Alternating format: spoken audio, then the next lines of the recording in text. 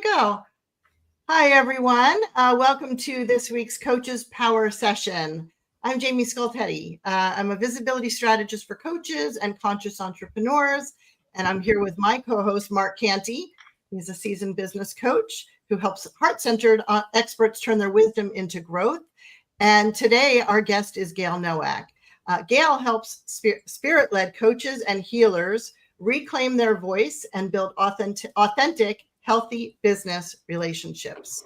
And today, we're diving into a powerful conversation, storytelling with soul, turning vulnerability into visibility. I love that.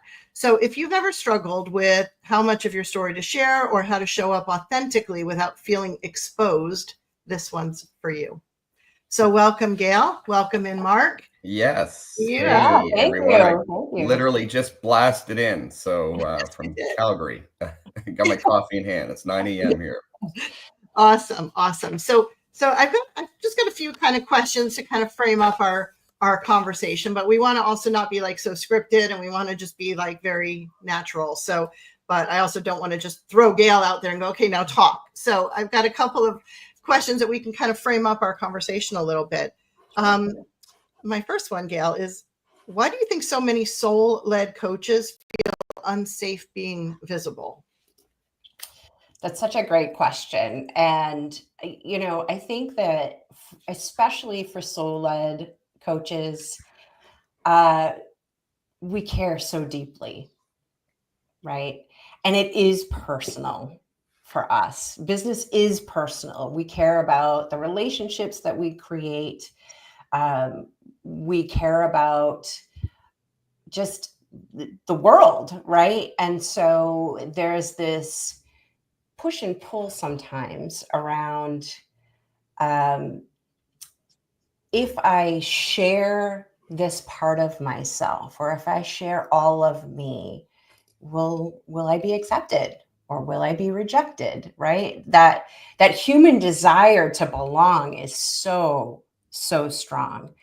And in my work, there's often an added element. It's not always true, but it's very often true that a lot of the clients that I work with actually have backgrounds where being visible wasn't necessarily safe.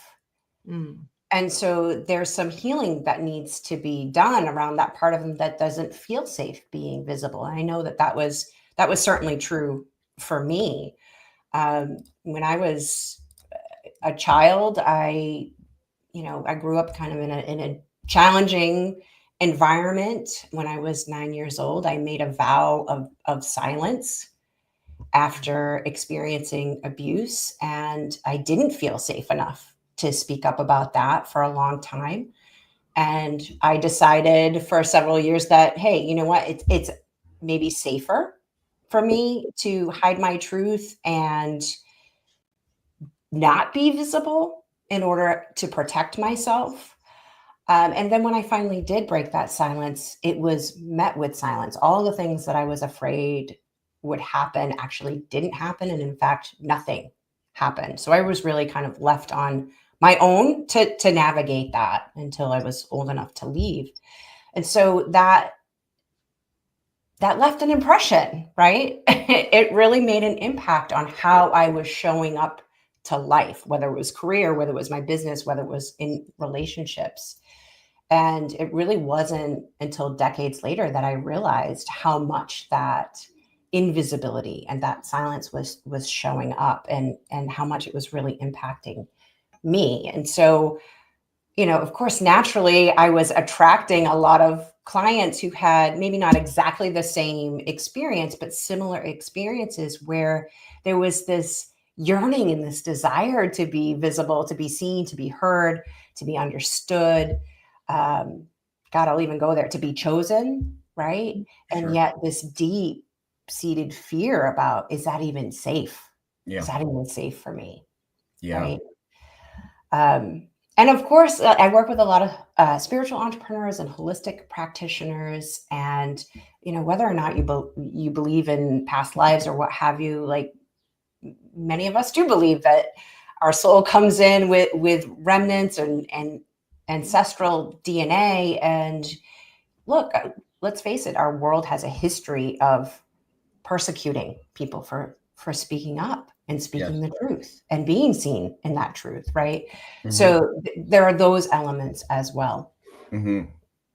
Powerful stuff, Gayle, and so much. And the word fear, when you bring that up, it's interesting.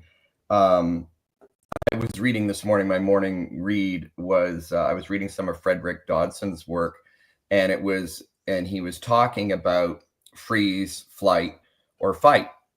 And of course, when we go into fear, the primitive brain kicks in, and how often, if you don't feel safe, the first reaction is typically freeze, right? Most animals freeze first, and then some freeze for a long time. And some of it's quite funny. You probably see those videos of the goats that, and they fall over. Or deers, deer. It's just amazing. We're in the headlights. Yeah, their default is just freeze, freeze, freeze. But yeah, that freeze, fight, or flight, but that instinct to go into freeze mode and then often stay stuck there. Right. Yeah. And that's that invisibility, isn't it? Is if I stay frozen, then T-Rex won't see me and I'll be safe. Right. Right. Yeah. So that's a powerful observation. And of course, maturing, as you say, and that's what Dodson talks about, is rising to higher levels of consciousness, realizing that in today's world, there aren't saber-toothed tigers and T-Rexes out there. So we've got to realize that primitive brain is telling us that, and it's not real. Yeah. I really appreciate you bringing up that point, because it can be very easy to go into the space of beating ourselves up for how we respond. And yet that primitive, like, it serves a purpose, right? That's a nervous system response. It's meant to protect you, to save you. A lot of the strategies that we just sort of come up with, whether it's in childhood or even in our older years, are brilliant. They're brilliant strategies. Sure. And you really hit the nail on the head, Mark, when you said we stay stuck there. That's the opportunity for change and growth, is to recognize, oh, actually, I'm not in that situation anymore. I don't need this strategy anymore. Yeah. And that's so powerful too, is it's not what you just said there too. It's not the fear. It's not the reaction to the fear. It's the denial of that keeps you stuck. But when you accept it, when you go, wait a minute, I'm frozen. Why am I frozen? Because I'm actually looking at this as a death, a near, a life or death situation. And no, just because I didn't get cream in my coffee doesn't mean I'm going to die. Hold on a sec. So becoming aware and observing that is what allows us to transcend, if you will, and move to problem solving and use our brains and move into a different space of consciousness to actually make it happen. Yeah. And also, like Einstein was credited with saying, and I don't know, as always, most of these quotes aren't exactly accurate, but he said something to the effect of, no problem can be solved at the same level of consciousness that created it. So the idea that if I'm in a state of consciousness where I think there's a saber-toothed tiger or a T-Rex and I'm frozen as a result, and I stay in that state of consciousness, I will never be able to solve the problem. So I have to move to a different state to make it happen. And I know that's, a lot of the work that you do. We're by the way, we're not even on storytelling yet. We need to get onto the power of story, the power of myth. That is one of those pathways, isn't it? Yeah, absolutely. Speaking your truth. Yeah. And it's kind of like, taking that vulnerability to say, okay, especially as business coaches, right? We want to come across like we've just got it all together and we have every answer in the world. But in reality, we all have a story to tell, and we all have a background, and we all have a history. Like, it wasn't always success, right? So we have to be honest about that. And if we get real with our storytelling in whatever, however that exposes itself, and to be vulnerable in that and be able to share that. When I first started my business, I remember my stepdad saying, don't tell anybody about that your last job, was actually working for him and my mom, and they had to close their business. So I lost my job. And he's like, don't tell anybody that. Mm-hmm. And I'm like, well, but I feel like that's part of my story and that's okay. And for a long time, I held that because it stuck with me that he said that, like, it could hurt you.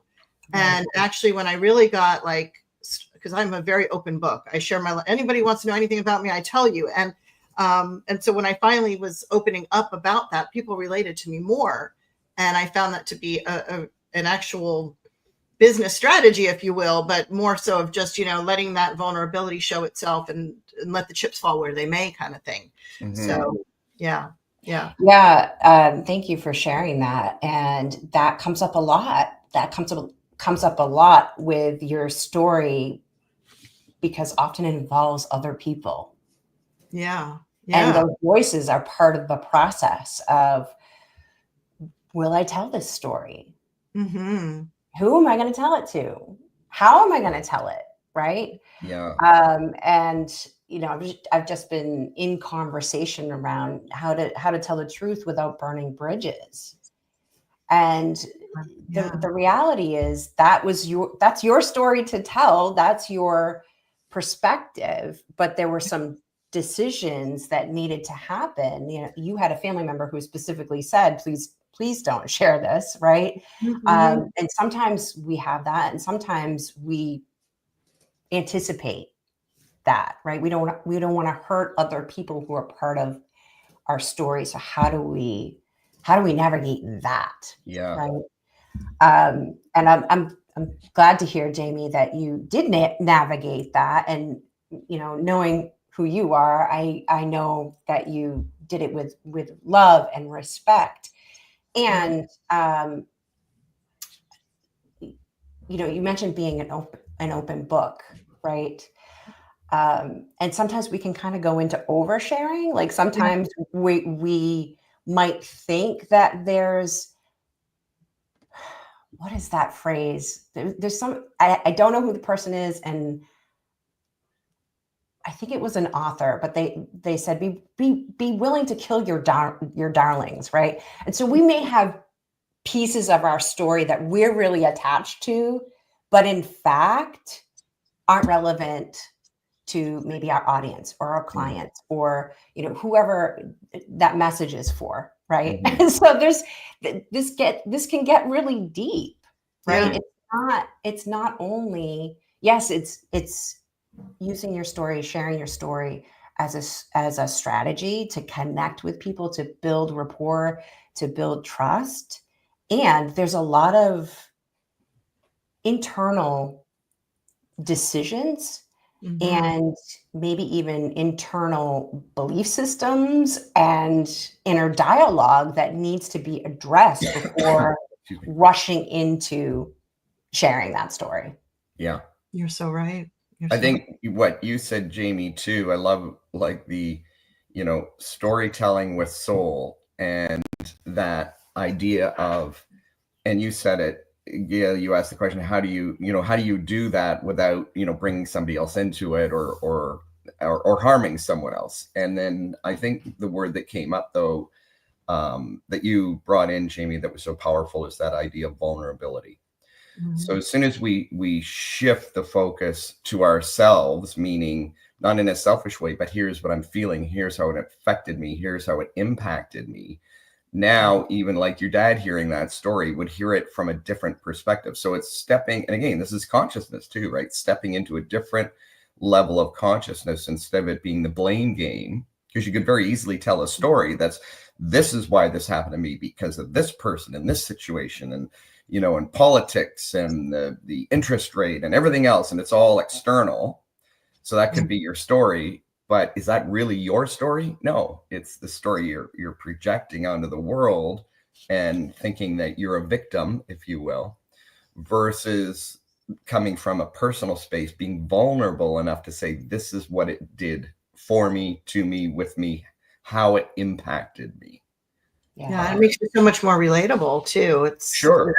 You're kind of putting yourself on a person speaking with their level and kind of having that empathetic ear, and also just your story to be able to relate so that they don't feel so alone.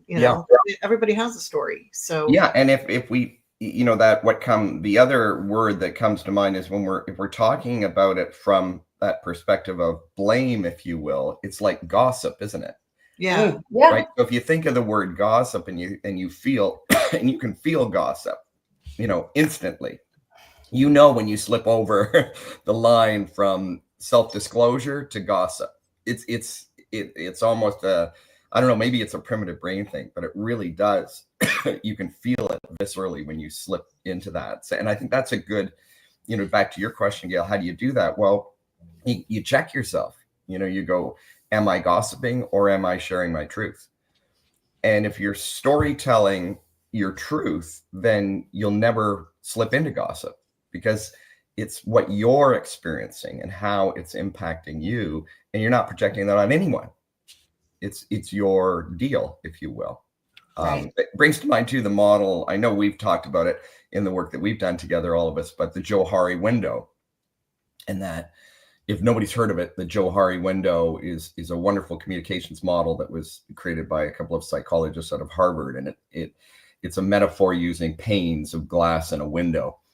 And the one pane in particular, the first pane that it comes to mind, is called self-disclosure. And the more we self-disclose, the more we share what's going on with us, then the more it opens up the window, and the more it opens up a piece of us and allows us to connect with others. But the more we tighten it down, so you think about the scripted, the professional, buttoned up and everything's on the teleprompter, and God forbid, hair was out of place. Well, then the window is really tiny and it's closed. So you come away with a yucky feeling like, is this person here to entertain me? They're certainly not here to connect with me. So that idea. So those of you who are watching, if you're not familiar with the Johari window, it's Johari, Johari window. Yeah. Very cool. So Gayle, and I like this question, so I'm just going to throw this out here for coaches watching who feel like their story isn't big enough, right? So what kind of advice could we throw out there for those who are like, oh, but my story is like, I'm just whatever, Yeah. I will definitely answer that, but I just want to touch really quickly on what Mark was saying. And there's a difference between being vulnerable from a place of integration versus from your wounding. That's really what what I really heard in your comment. And that's where I support clients, right? Like that, it's helping them share from the wisdom rather than the wound. And if it's clear that there's still wounding there, like that's the opportunity to heal. And I made that mistake. I had a lot more healing to do around my childhood after I shared my story. And I can look, hindsight's 2020. I can look at it and say, I understand why it went that way, so that I could understand this piece of, if you're still feeling that grief or that anger or that sadness, that's not the time to share the story publicly. Right? That's the time to share it with yourself, to get clear in your own energy, because people will feel that. They will feel that, and they will, like you said, it'll feel like gossip, or it'll just simply feel like, wow, this person's just venting. And not necessarily connected. That idea of I think of a continuum. You have to go through that personal vulnerability of recognizing your wounds and your pain, processing through that in order to get to the other side to be able to talk about it. But if you talk about it and you haven't gone through the process yet, then you're going to be in trouble, and you're going to come across exactly like you said. You're going to come across as somebody alien, like an alien thing. Like, is this person really talking about themselves, or what's going on here? Right. Yeah. Powerful. Yeah. Yeah. And Jaimie, I so relate to, I relate to this, which, my story is specifically about trauma, right? And so but it doesn't have to be that kind of story. It does not have to be so dramatic, But even with me, I remember when I first started thinking about doing a business, I remember my sister saying to me, you should start a blog. And I was like, well, what would I talk about? You know? Yes. So sometimes we're just so close to it that we don't think that our experiences have value, which is really, it's really interesting. And I have all kinds of thoughts about, you know, why and why that happens. And I would say, you know, to somebody who's thinking, well, it's not big enough, it's not dramatic enough, it's not sexy enough, to remember, story is about how you changed. It's how you changed. And who were you before whatever experience is coming up for you that you want to share, that is connected to your audience, is connected to your message. How did you, who were you before that? Who are you after that? How did you change through that? And there's value in that. It doesn't have to be something dramatic. Yeah. Yeah. And it's that the journey that the story reveals. Right. And let's face it, I mean, storytelling goes back to, again, our primitive brain. I mean, it goes as far back as language goes. So this idea of story that's so powerful that hits so many layers and levels of consciousness, right through from survival needs right through to spiritual expression, can be captured in a story. And the reason music touches us so, right? Music is so powerful, particularly when they're ballads that tell a story. Then we're getting it at so many different levels. So it's really, really powerful to realize in that word soul that comes out, because it does touch the soul, doesn't it? It does. Yeah. And I think what you said too, Gayle, it reminds me, Rich Schefren was the first one that I heard say this. And I know it was because of some of the readings that he did. And I can't remember the source of it, but it was that which is most personal is also most general. Meaning when somebody thinks that they're the only one going through it, the reality is everybody's going through it. And that kind of comes back to your question, Jaimie, is that thing like, oh, my story is so small. Surely nobody else has a story like this. It's insignificant. Of course, that's messages from society, from teachers, from parents, and other kids taunting us and, you know, beating us down. There's a great book, a children's book called The Nibble Theory. I think Jaimie even picked it up when I recommended it years ago. Yeah. And it's that idea of, you know, the world is nibbling away at us, and it makes us think that our story is insignificant or small. But in fact, that one story that could be a life changer, could save somebody's life, could set somebody on a whole different, you know, trajectory. So just share it and watch what happens. Yeah. Great. So let me see. Let me ask Gayle if she wants to give a little bit of details about what it is that she does and how she specifically helps people, specifically, you know, coaches, spirit-led coaches, I guess. Give kind of your little elevator pitch or whatever you want to share. And I've got, scrolling across the bottom, everybody, we've got her Soulful Stories Starter email course. She can talk a little bit about that as well. And I'm also then going to be putting up another banner about retreats that she does. So Gayle, I'm going to turn it over to you, and then we'll flash those up on the screen at the same time. Great. Sounds great. So one thing that I want to bring forward is that we're talking a lot about story as strategy, and that is certainly a piece of the work that I do. I also have a background in PR and marketing communications, and I've been in business now for 12 years. So, you know, I work with business owners. So business is a piece of this, helping clients share their message, impact their audience, attract clients. That's all a piece of the work that I do. And I think that what makes me different from a lot of other marketing coaches is combining the storytelling with the energetics and the healing piece. As you can tell from the conversation that we're having, like, this is deep work. It's transformational work. And it's often very healing work.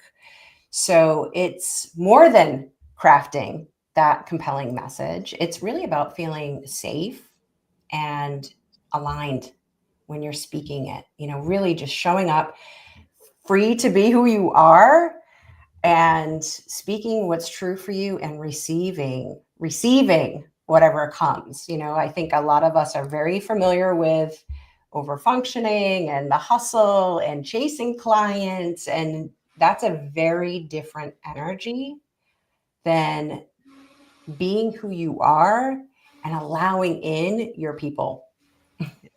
Yes. Right? And that's at the heart of my work, is really, not pushing people into exposure, really helping them get clear first about, number one, how you're showing up, the gap between how you're showing up and how you want to show up, and moving you through that process. And that's really at the heart of my work. And story is a piece of that, but the overarching goal here is to really stand in your power as a leader, and have a heart and soul based leader. There's plenty of leaders out there who, are controlling and authoritative, and we don't need to go into that. But really, I think that the future of our world is going to be built on what I call bold and gentle leaders, meaning people who are courageous and who speak truth to power, and yet do that in a way that is respectful, loving, compassionate, and empathetic. I love it. That's sort of the bigger vision of the work that I do. Yeah. And Lord knows the world needs more of that right now, right? Yeah. Absolutely. Yeah. Powerful message and a powerful example of developing the leaders that we need at this moment and for the future to come. Yeah. And Gayle, I'm putting up also about your upcoming retreat, and I'm across the screen, July 18th to the 20th in New Hampshire. I'm going to let you speak to that a little bit too. Yeah. So, and I saw you put up the Story Starter email course. So for anybody that's tuning in, if you're a coach or a healer who really feels called to share more of your truth, yet maybe you heard in our conversation, recognized yourself. You're maybe afraid of being too much, too messy, not enough, too vulnerable, right? I invite you to check out my free Soulful Story Starter email course. I can help you get started on sharing those stories that really matter without silencing yourself, hiding yourself, without burning bridges. And you can get that at the link that is scrolling at the bottom of the screen right now. And then if it's time to dive into maybe more deeper work with your message and your healing, I have the Come Home to Your Truth retreat that's coming up July 18th through the 20th in Meredith, New Hampshire. It's a 2.5-day transformational in-person experience for spirit-led coaches and healers and conscious leaders who are ready to reclaim their voice, share their truth, and become visible from the inside out. Beautiful. I want to make a comment too about, I was reading an article, I think it was yesterday, and it was quite startling. And it was statistics about AI and how people who are using AI are like at a massive pace, losing their ability to think. And I think, to me, what calls to me is the work that you're doing, Gayle, is the more we look at, we're going to see a lot of this blow up because people are using AI in the wrong way. Don't get me wrong. I use AI a lot and it's powerful, but I don't use it in the way that most people use it. But that idea of replacing yourself, I'll just get AI to write for me. Why would I go and waste time, on Gayle's retreat, or why would I waste time on her course when I can just tell AI, write me a soulful story about myself? It doesn't work that way. And in fact, the more you do that, the more you lose a part of yourself. And the studies that are coming out now are showing that you are actually losing part of yourself at a massively accelerated rate that they never anticipated possible. So this is why this kind of work is so important. And I really feel like the work that you're doing too in the retreat setting is something that we're going to see a massive upswing in, because the more this goes way back. There was a book written back in the 80s called Megatrends by John Naisbitt. And he talked about one of the trends was high tech, high touch, that the more technology, this is in the 80s, the more technology invades our lives, the more we'll crave that human touch. And I think that is this, you just can't duplicate what you can get in a face-to-face retreat setting. That you just can't do it on screen. You can't do it through an e-course. You certainly can't do it in isolation. So I applaud you for doing that kind of work. And you know what? That work's a lot harder to do. So I applaud Gayle, because it's a lot harder to organize. It's a lot harder to pull together, but it's done from your truth, obviously, and from your desire to truly serve people, as opposed to just trying to throw something out there that people might gobble up. So I love that. And I just wanted to, I don't think of that as a commercial, but just as a, more validation for the importance of learning your own storytelling technique, telling your own story, not getting AI to write it for you. Sure, get AI to polish them, clean up your grammar maybe, but you've got to learn to do this work yourself first. And the same with the retreat that Gayle's doing, is you've got to do that inner work. No AI is going to do that inner work that needs to be done. Yeah, it's thank you for bringing that up, Mark. And whether it's AI or anything else, it's energy, and the energy matters. And so if you're prompting AI from your survival patterns and your default energy, that's what AI is going to spit back at you. And so the work really is the inner work to move into that empowered energy. Yes. And sure, who doesn't use AI at this point? I mean, maybe there's some people, but I was reluctant to use AI, but I use AI now too. But it's like you said, it's maybe not in the way that a lot of people are using it right now. Use it in a conscious way. Yeah. And that's what's so important. So the work, and then that can really accelerate learning and consciousness if you blend it in with the type of work that you're doing, Gayle, and use that to accelerate, your reasoning ability, your ability to expose truths and things. Then it can become a powerful tool, but certainly not. And I just say that because I'm just so sick of being bombarded every day. You jump online and it's AI this, AI that's going to solve, every problem. Go to Facebook and you can scroll through 100 of them in about 10 seconds. And to me, it's just junk. It's junk mail, because it's not getting to the truth. So I love the work that you're doing. Yeah. Thank you. Me too. Embrace your story, everyone. Embrace it. And I like how you talk about, you've overcome something in your life and use that for good to help other people, and also heal yourself at the same time. Yes. Share your truth, share your story. And that kind of brings us full circle back to the topic of, storytelling with soul. And you know what? It can feel scary. Being vulnerable can be frightening, and you get a lump in your throat. And I was at a quick story. I was, my son just got married, and I was at the wedding, obviously, and gave a speech, and, cried during the speech. And that vulnerability is so important, because it's what really connects with the person you're speaking with, and the audience as well that you're speaking to, perhaps. So really, really important to bring your soul to put it all out there on the line, and watch what happens when you do. It's exciting. It's not the T-Rex ain't gonna eat you. Yeah. And lastly, I'm just going to flash up sort of a shameless plug for our workshop. Mark, if you want to speak to that real quick, we'll flash that across the bottom. By the way, everybody, I'm going to put all the links.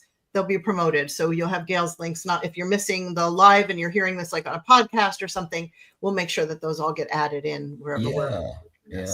So about once a month or so, I think the next one is July 14th. We do a free 5-day workshop. And what this workshop is all about is the bare bones truth of what it takes to build a business, a coaching business. So basically, you're going to hear everything you don't hear everywhere else. So we cut through the crap.